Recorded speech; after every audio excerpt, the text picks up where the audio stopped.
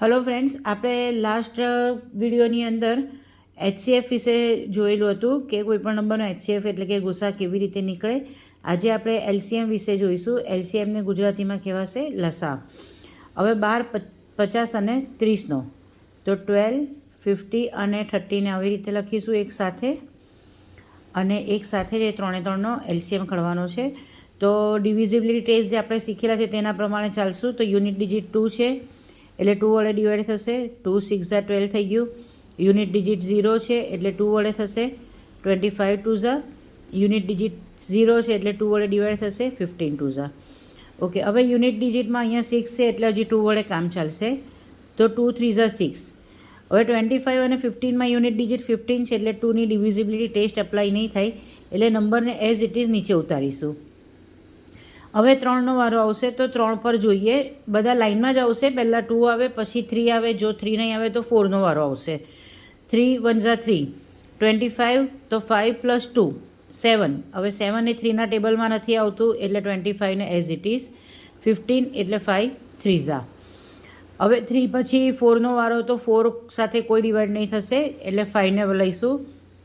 જે 1 છે તેને એઝ ઇટ ઇઝ. 5 5 ઝા 25 અને 5 1 ઝા 5. બરાબર. જેમ કે 3 1 ઝા 3, 5 1 ઝા 5. હવે 5 વડે જે 1 છે તે તો નીચે ઉતરશે. આ પણ 5 1 ઝા 5 અને 1. નીચે બધામાં 1 આવી જાય એટલે આપણો એલસીએમ પૂરો થઈ જાય.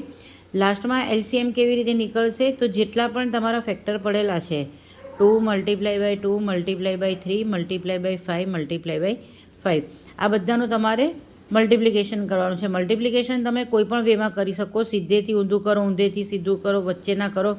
જેમ કે ઇઝી ટ્રીક બતાવો તો 5 2 ઝા 10 આપણને ખબર છે.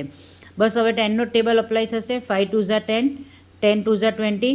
હવે 20 તો 23 ઝા એટલે 2 3 ઝા 6 એટલે 23 ઝા 60 અને 65 ઝા 65 ઝા. તો 5 6 ઝા 30 થઈ ગયું અને એક 0 આવી ગયો. તો એલસીએમ આવી ગયો 300.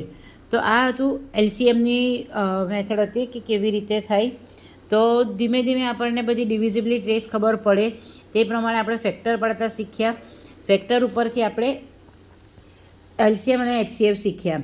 તો બેઝિકની અંદર સૌથી પહેલાં આવી ગયું આપણું મેથ શીખવા માટેનો પાયો કે ડિવિઝિબિલિટી ટેસ્ટ આપણે શીખી ગયા. ડિવિઝિબિલિટી ટેસ્ટ પરથી આપણે કોઈપણ નંબરના ફેક્ટર પડતા શીખી ગયા, જે 6 7થમાં આવશે. ફેક્ટર ઉપરથી આપણે શીખી ગયા એચસીએફ કેવી રીતે પડાય, એલસીએમ કેવી રીતે પડાય. આ બધું બેઝિક છે. જો આ જ નહીં આવડશે આપણને તો આગળનું મેથ્સ આપણને કરવામાં ઘણો બધો પ્રોબ્લેમ થશે. એટલે સૌથી પહેલાં ડિવિઝિબિલિટી ટેસ્ટ છે ત્યાંથી ચાલુ કરો અને ધીમે ધીમે સમ્સ આગળ વધારો. જો વિડીયો ગમ્યો હોય તો એને લાઇક, શેર અને સબસ્ક્રાઈબ જરૂરથી કરજો. Thank you.